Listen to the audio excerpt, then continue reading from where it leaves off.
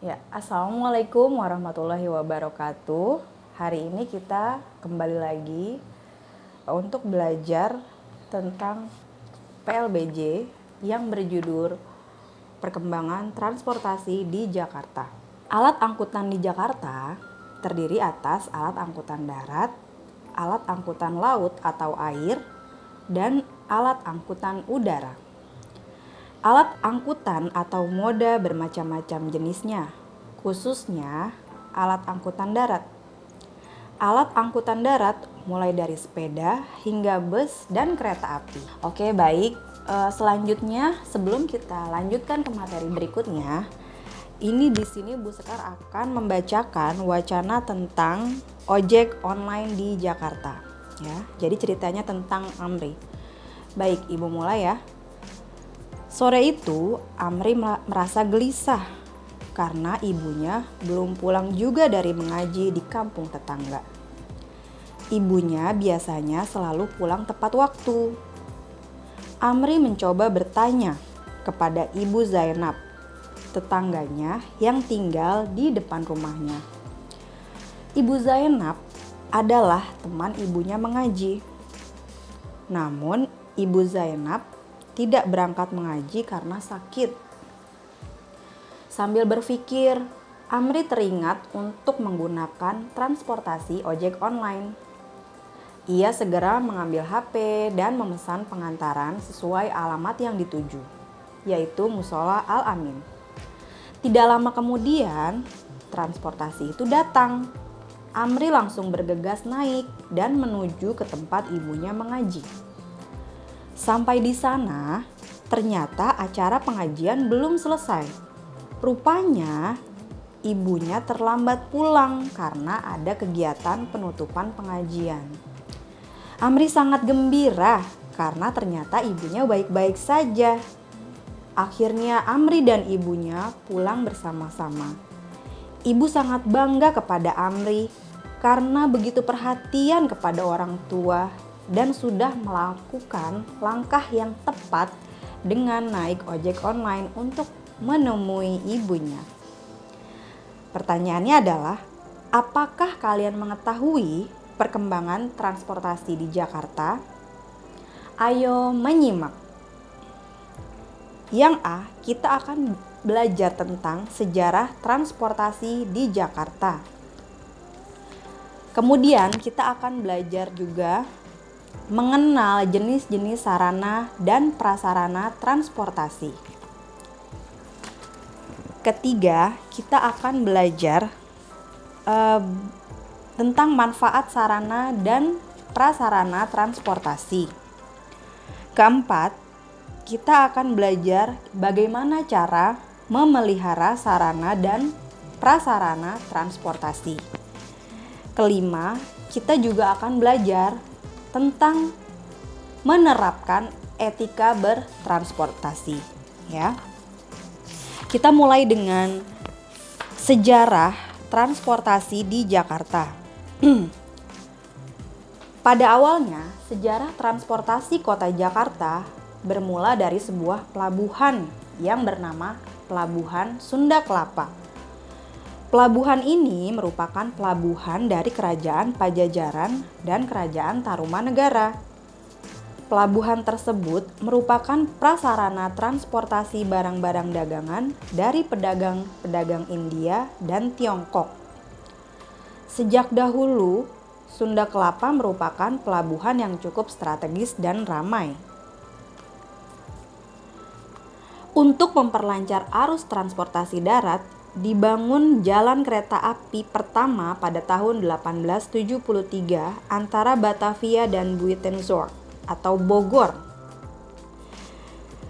4 tahun sebelumnya, 1869, muncul sarana angkutan berupa tram yang ditarik oleh kuda. Kemudian tahun 1881 muncul tram uap. Sejak tahun 1899, tram listrik mulai beroperasi di Batavia.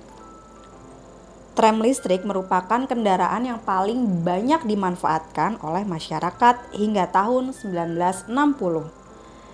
Tram menelusuri sepanjang Kota Praja, Jakarta, dari mulai Jatinegara sampai Pasar Ikan yang ketika itu merupakan salah satu pusat perdagangan dan perkantoran. Perkembangan transportasi di Jakarta memasuki babak baru ketika daerah-daerah pemukiman muncul di daerah sekitar pelabuhan. Dengan demikian, jalan-jalan penghubung di daerah sekitar pelabuhan mulai muncul. Sejak tahun 1910, Jakarta sudah mempunyai jaringan angkutan berupa tram yang digerakkan oleh mesin uap. Jaringan tram tersebut sudah melayani arus perpindahan dari pelabuhan hingga Kampung Melayu.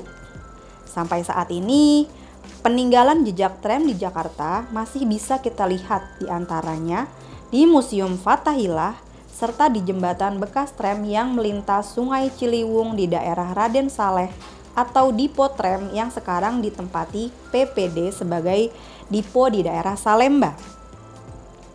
Pada tahun 1943, di Jakarta terdapat angkutan massal yang disebut Zidosa Sokyoku atau ZS. Zidosa Sokokyu adalah angkutan berupa gerobak yang ditarik seekor sapi. Sejak tahun 1960-an, kebijakan mulai beralih kepada penggunaan kendaraan pribadi. Hal tersebut dimulai ketika Presiden Soekarno memerintahkan penghapusan tram dari Jakarta. Tram dianggap sudah tidak cocok lagi untuk kota sebesar Jakarta. Akan tetapi, penghapusan tram tersebut tidak diimbangi dengan pengadaan sarana transportasi yang baru. Sayangnya ketika tram dihapus, sebelumnya tidak diimbangi ya dengan jumlah bus. Selanjutnya yang kedua, kita akan mengenal jenis-jenis sarana dan prasarana transportasi. 1. Sarana transportasi di Jakarta terbagi menjadi 3, yaitu sarana transportasi darat, sarana transportasi air, dan sarana transportasi udara. Sarana transportasi darat contohnya adalah transportasi umum antara lain ojek, sepeda motor, taksi, bajai, bus kota, angkutan kota, Transjakarta, kereta rel listrik, dan sebagainya. Contoh sarana transportasi pribadi antara lain mobil dan sepeda motor. Sedangkan contoh sarana transportasi barang antara lain truk, mobil box, truk, kontainer, dan truk tronton. Yang ketiga, sarana transportasi udara. Sarana transportasi udara adalah alat transportasi pengangkutan barang atau penumpang melalui udara. Nah, selanjutnya adalah prasarana transportasi di Jakarta. Dibagi menjadi 3 bagian. Yang pertama, A. Prasarana transportasi darat yang terdiri atas jalan tol, stasiun, jalur kereta api, dan terminal. Yang B. Prasarana transportasi air. Ya, prasarana transportasi air yang ada di Jakarta adalah pelabuhan, yaitu Pelabuhan Tanjung Priuk, Pelabuhan Sunda Kelapa, dan pelabuhan kapal pesiar atau marina di Ancol. Yang C. Prasarana transportasi udara. Prasarana transportasi udara yang ada di Jakarta adalah bandar udara atau bandara. Yang ketiga, kita akan lanjut untuk belajar tentang sarana dan prasarana transportasi alternatif. Untuk mengatasi kemacetan tersebut, pemerintah Provinsi DKI Jakarta berupaya menciptakan sarana dan prasarana transportasi yang baru. Sarana dan prasarana transportasi yang baru tersebut adalah kereta monorail atau waterways. Yang pertama ada kereta Mass Rapid Transport atau MRT yang kita pernah ke sana ya waktu itu anak-anak ya. Jadi tahun lalu kita pernah naik MRT dan kita sudah tahu bagaimana prosedurnya ya. Semoga anak-anak masih ingat ya. Kemudian yang B, waterways. Waterways itu adalah angkutan sungai, ada sebuah sistem transportasi alternatif melalui sungai di Jakarta. Sistem transportasi ini diresmikan penggunaannya oleh Gubernur DKI Jakarta Sutioso pada tanggal 6 Juni 2007. Waterways mulai dioperasikan dengan rute Halimun Karet sepanjang 1,7 km. Rute ini merupakan bagian dari perencanaan rute Manggarai Karet sepanjang 3,6 km. Yang C, sarana transportasi berbasis online. Di akhir tahun 2014 mulai beroperasi transportasi berbasis online. Untuk memesan ojek pada sepeda motor, konsumen bisa memanfaatkan aplikasi lewat telepon genggam. Konsumen bisa menggunakan jasa ojek roda 2 dengan menggunakan aplikasi dalam telepon genggam.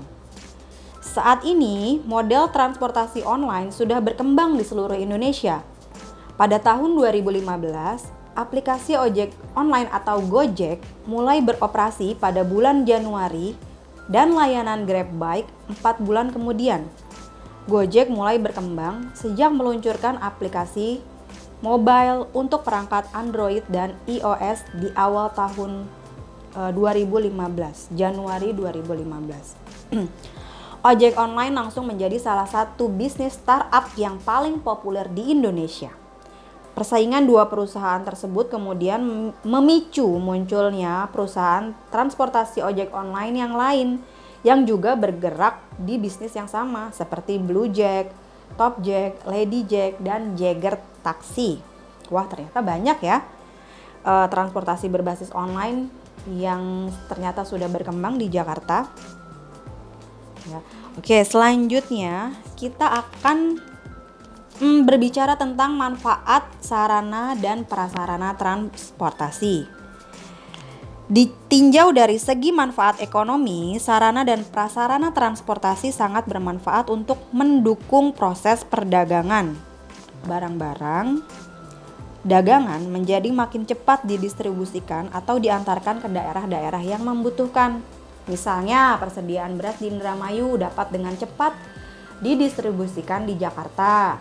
Barang-barang dari luar negeri juga dapat cepat sampai Indonesia dengan transportasi berupa kapal laut dan pesawat terbang. Oke, yang kedua kita meninjau dari segi manfaat sosial. Sarana dan prasarana transportasi sangat bermanfaat bagi mobilitas atau perpindahan manusia. Ya, sarana dan prasarana transportasi memberikan berbagai kemudahan, antara lain pelayanan untuk perorangan atau kelompok, ya, mempercepat pertukaran atau penyampaian informasi, sarana berpergian dan berekreasi untuk bersantai, mempercepat waktu untuk menempuh perjalanan, memencarkan penduduk agar tidak berkumpul dalam satu komunitas yang akhirnya menjadi lingkungan yang padat, dan itu akan mengakibatkan lingkungan yang kurang baik ya ketika manusia atau penduduk tidak disebarkan tempat tinggalnya. Baik, yang ketiga kita akan meninjau tentang manfaat politik. Sarana dan prasarana transportasi juga sangat bermanfaat dalam bidang politik. Sarana dan prasarana transportasi menciptakan persatuan dan kesatuan bangsa, keamanan negara, dan mengatasi bencana. Dengan adanya kapal patroli air dan pesawat angkutan udara, persatuan dan kesatuan bangsa serta keamanan negara dapat terjamin. Sarana dan prasarana transportasi juga dapat mendukung dalam pembagian bantuan ke daerah yang terkena bencana. Yang keempat adalah manfaat kewilayahan. Ya, ini juga sarana transportasi juga bermanfaat bagi perkembangan wilayah. Dengan adanya sarana dan prasarana transportasi, kebutuhan penduduk kota, desa, atau pedalaman dapat terpenuhi dengan cepat. Dengan demikian, wilayah perkotaan, pedesaan, dan pedalaman akan saling terhubung sehingga terciptanya saling tolong-menolong atau saling memenuhi kebutuhan antara satu dengan yang lainnya. Itulah mengapa kita manusia disebut dengan makhluk sosial yang saling membutuhkan. Nah, jadi sistem prasarana transportasi ini ya bermanfaat untuk mengembangkan peradaban kita sebagai bangsa. Ya. Selanjutnya kita akan belajar tentang memelihara sarana dan prasarana transportasi. Yang pertama, memelihara sarana transportasi. Bagaimana caranya memelihara sarana dan transportasi, ya. Yang pertama adalah kita harus merawatnya. Karena jika tidak dirawat secara teratur, maka kendaraan tidak akan cepat rusak, ya. Sebaliknya, apabila kendaraan kita rawat dengan baik dan teratur, kendaraan akan menjadi lebih awet, ya. Juga perawatan sarana transportasi secara berkala juga menghindarkan pengguna dari kecelakaan. Contohnya baru-baru ini kita pernah melihat ada kecelakaan pesawat. Kalian harus tahu gitu, kenapa kita naik pesawat itu mahal bayarnya. Kenapa? Karena apa? Biaya perawatannya itu harus membutuhkan biaya yang besar. Jika itu diabaikan, maka itu akan membahayakan penumpang dan pengemudi pilotnya itu sangat berbahaya. Jadi itu sebabnya kenapa naik pesawat itu bayarnya mahal, ya. Karena perawatannya juga sangat mahal. Oke. Kemudian jika tidak dirawat secara teratur, komponen kendaraan tidak akan berfungsi dengan baik. Ya, salah satu cara merawat kendaraan adalah dengan melakukan servis di bengkel secara rutin. Ya, sarana umum seperti bus, kereta api, pesawat terbang, dan kapal laut sangat penting untuk dirawat secara rutin. Hal tersebut karena sarana transportasi umum fungsi utamanya mengangkut penumpang dalam jumlah yang banyak. Dengan demikian, faktor keselamatan penumpang menjadi hal yang sangat penting untuk dijaga. Selanjutnya yang kedua, memelihara prasarana transportasi. Sebagai wujud tanggung jawab masyarakat dalam menjaga prasarana transportasi antara lain adalah tidak membuang sampah di sekitar prasarana transportasi, tidak mencoret-coret tembok atau tiang terminal, halte atau stasiun, segera melapor ke pihak yang berwenang apabila menemui kerusakan pada prasarana transportasi, kemudian tidak berjualan di trotoar jalan, dan mengangkut muatan dengan tidak melebihi beban yang diperbolehkan. Ya. Selanjutnya kita akan menerapkan etika bertransportasi. Loh Bu, kenapa kita harus tetap menerapkan etika bertransportasi? Wah, ini sangat penting ya. Ketika kita menerapkan etika bertransportasi yang baik, maka kita akan mempunyai nilai plus juga di mata negara lain gitu ya. Negara lain ketika berkunjung ke Indonesia, kalian percaya nggak? Orang Jepang itu selalu mikir begini, oh my god. Orang Amerika pun juga, oh my god gitu. Kenapa begini gitu? Itu pasti ada sebabnya. Karena mereka terbiasa untuk beretika yang baik di kendaraan, bahkan di kendaraan umum pun mereka harus mempunyai etika gitu. Itu demi apa? Kenyamanan, keamanan bersama-sama, ya. Tentunya akan lebih nyaman kan kalau kita sama-sama saling menyadari akan pentingnya beretika dalam bertransportasi. Yang pertama kita akan berbicara tentang etika bertransportasi di kereta api, pesawat terbang, dan kapal laut. Contoh etika bertransportasi ketika di kereta api, pesawat terbang, dan kapal laut antara lain, yang pertama harus membeli tiket saat naik kereta api, pesawat terbang, dan kapal laut. Yang kedua, calon penumpang harus antri saat membeli tiket. Nah, ini yang paling penting nih ya. Yang ketiga, tidak membuang sampah sembarangan.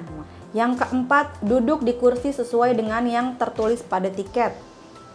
Yang kelima, tidak menghidupkan handphone selama di pesawat terbang. Nah, ini juga sangat membahayakan ya.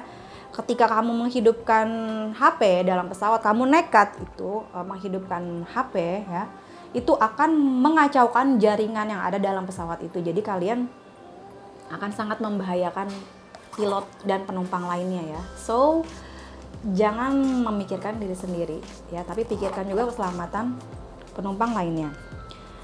Selanjutnya adalah mendahulukan orang tua, anak-anak, dan wanita saat akan naik kereta api. Tidak saling serobot saat akan naik. Tidak membawa senjata tajam. Tidak merusak atau mencoret-coret tempat duduk. Tidak membuat gaduh. Tidak naik di atap kereta api ya. Tapi sekarang sudah tidak ada ya sepertinya yang naik di atap kereta api ya, karena itu memang sangat berbahaya. Dan Di sini Bu Sekar akan ambil contoh ya, ketika kalian merasa masih muda, masih kuat, ketika kalian melihat ada ibu hamil atau orang yang sudah tua, biasakan kalian tawarkan tempat duduk untuk mereka ya. Memang Bu Sekar tahu mungkin kalian juga berpikir, jauh kan saya duluan yang naik. Iya memang benar ya, kecuali kalau memang kalian sedang sakit nggak apa-apa. Tapi seandainya kalian tidak dalam keadaan sakit ya, seandainya kalian merasa mampu untuk berdiri, kalian persilahkan untuk orang yang lebih membutuhkan kursi tersebut ya, maka itu nilai ibadahnya akan sangat tinggi ya. Suatu saat yakinlah ketika kalian berbuat baik sekecil apapun, Allah akan membalas itu melalui orang lain ya. Jadi pengalaman yang Bu Sekar alami adalah dulu Bu Sekar ketika ada orang tua atau ibu hamil atau nggak tahu, tiba-tiba langsung berdiri aja gitu, silakan Bu duduk gitu. Ketika sudah besar Bu Sekar sering menemui kemudahan-kemudahan dalam hidup gitu. Itu karena apa? Karena Bu Sekar sudah terbiasa diajarkan untuk mendahulukan kepentingan orang lain. Ketika kita mendahulukan kepentingan orang lain, maka percayalah kita juga akan didahulukan kepentingannya oleh Allah gitu. Itu yang pengalaman Bu Sekar yang Bu Sekar alami ya. Gitu. Nah, selanjutnya yang kedua, etika bertransportasi di bus. Contoh etikanya adalah naik turun sebaiknya di halte, tidak merusak atau mencoret-coret tempat duduk. Nih yang sering Ibu lihat juga ya. Tidak saling serobot saat akan naik, karena kan jatuh pertama akan sering banyak yang pada jatuh, kedua yang ada nggak ada satupun orang yang bisa berhasil naik ya. Kalaupun berhasil juga kalian akan melukai yang lain gitu. Kemudian mendahulukan dan memberikan tempat duduk kepada orang tua, anak-anak dan wanita yang tadi sudah Bu Sekar jelaskan. Kemudian tidak berdiri di pintu masuk bus dan mengeluarkan anggota badan. Nah ini juga bahaya ya. Bagi pengemudi bus harus hati-hati akan menaikkan dan menurunkan penumpang. Sopir bus tidak boleh berkendara sambil mabuk atau ugal-ugalan. Tidak menaikkan penumpang saat bus sudah benar-benar penuh. Sopir bus tidak boleh berhenti secara mendadak. Nah ini juga bahaya. Yang ketiga adalah etika bertransportasi menggunakan mobil pribadi dan sepeda motor. Yang pertama, tidak menelpon dan mengangkat telepon serta merokok saat mengemudi. Nah ini nih yang paling Bu Sekar sering temui ya. Kadang Bu Sekar suka ngelihat begini loh di jalan. Itu ada orang ngerokok sambil bawa motor. Ya. Pada suatu hari ini si abunya ini yang masih nyala ini terbang ke belakang, kenalah matanya itu pengendara lain. Akhirnya pengendara lain bukan cuma hanya terganggu ya penglihatannya, tapi itu bisa merusak mata loh, dan itu bahaya banget. Kalau yang di belakang kalian ada anak kecil yang duduknya di depan, itu juga lebih bahaya. Ketika ditegur, marahnya malah garakan dia. Kadang Bu Sekar bingung gitu ya. Berarti ini karena kurang belajar tentang etika berkendara. Dulu mungkin pas pelajaran etika berkendara mungkin Bapak itu tidak masuk gitu. Jadi banyaklah tertinggal pelajaran yang sebenarnya sangat penting. Ya. Kemudian yang kedua, membawa STNK dan SIM saat berkendara, menggunakan helm standar bagi pengemudi sepeda motor, tidak mabuk, tidak menerobos lampu merah. Ya, walaupun di depan kosong, jangan pernah menerobos lampu merah. Karena Bu Sekar juga punya pengalaman dulu, sepupunya Bu Sekar jam 2 pagi lagi pulang kampung ya di daerah Jawa Tengah ya. Itu dia begini mikir ya, di belakang saya kosong, depan saya juga kosong, terabas. Nggak taunya dari arah sana ya ada truk lewat, bres. Akhirnya dia tertabrak karena si truk ini ngebut. Karena apa? Mikirnya juga kosong, nggak ada yang lewat, lagi itu juga lampu hijau. Berarti nggak salah dong si truknya ini, yang salah tetap yang menerabas. Itu ya, sekecil apapun jangan pernah menyepelekan itu, jangan pernah menerobos lampu merah. Kemudian tidak menambah kecepatan saat lampu kuning sudah menyala. Lampu kuning itu kan kalian udah tahu ya, artinya pelan-pelan. Lampu hijau jalan, lampu merah berhenti. Nah itu jangan dilanggar. Jadi peraturan itu diciptakan bukan untuk dilanggar, salah itu ya.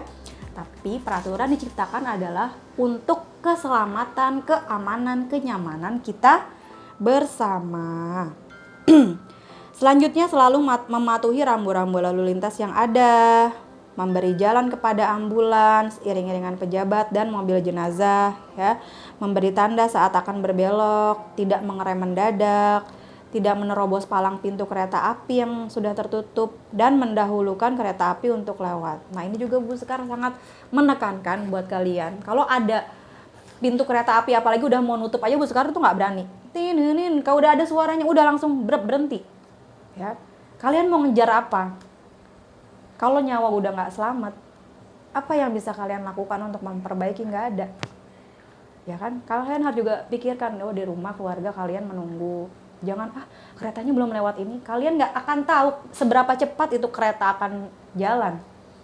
Ya, makanya sebisa mungkin jangan nunggu sampai tuh palang sampai benar-benar ketutup. Ketika dia udah mulai bunyi aja tuh ya, palangnya udah mulai jalan ya, udah stop. Sekalipun belum lewat tuh kereta apinya. Sekarang sangat menekankan itu. Kemudian tidak parkir di sembarang jalan ya, tidak di pinggir jalan, di depan rumah orang.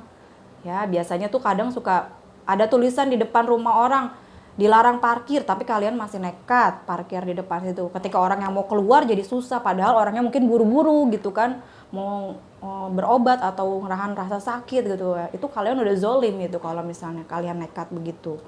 Ya. Kemudian tidak boleh menyalip kendaraan lain dari arah kiri, tidak berjalan berjajar 2 atau 3 saat berkendara dengan sepeda motor di jalan. Nah, ini jangan ngobrol saat kalian berkendara dengan teman kalian. Kalau naik mobil pun teman kalian naik mobil nggak boleh klakson-klaksonan gitu, nggak usah ya. Karena itu sangat tidak beretika. Yang terakhir adalah etika bertransportasi bagi pejalan kaki. Saat berjalan selalu di sebelah kiri jalan. Gunakan zebra cross dan jembatan penyeberangan untuk menyeberang jalan, dan tidak berjalan berjajar 2 atau 3 saat berjalan. Ya. Oke, baik. Sekian penjelasan dari Ibu ya. Jadi tugas kalian sekarang adalah kalian menjawab pertanyaan ya. Yang pertama kalian Ibu ajak untuk berlatih. Berlatihnya adalah, kan sarana dan prasarana transportasi itu ada bermacam-macam ya jenisnya. Tuliskan jenis-jenis sesuai kolom di bawah ini. Misalnya transportasi darat, sarana transportasinya apa, prasarana transportasinya apa.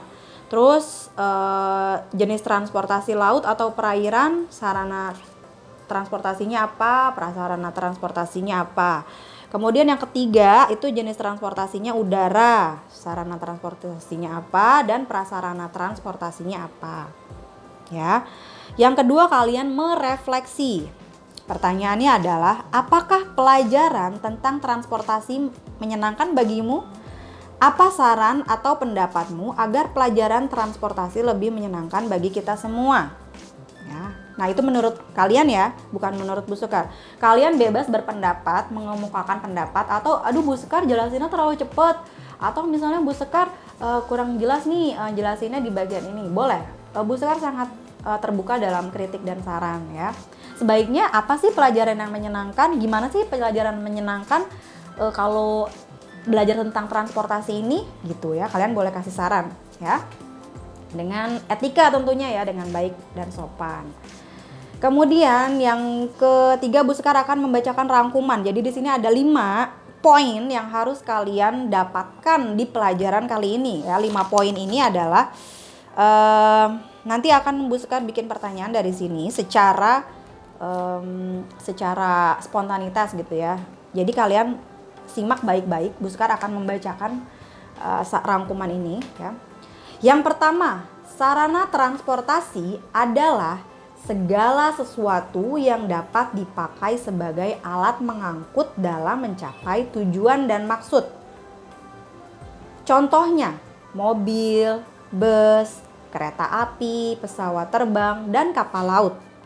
Yang kedua, prasarana transportasi adalah segala sesuatu yang dapat menunjang kelancaran pengangkutan.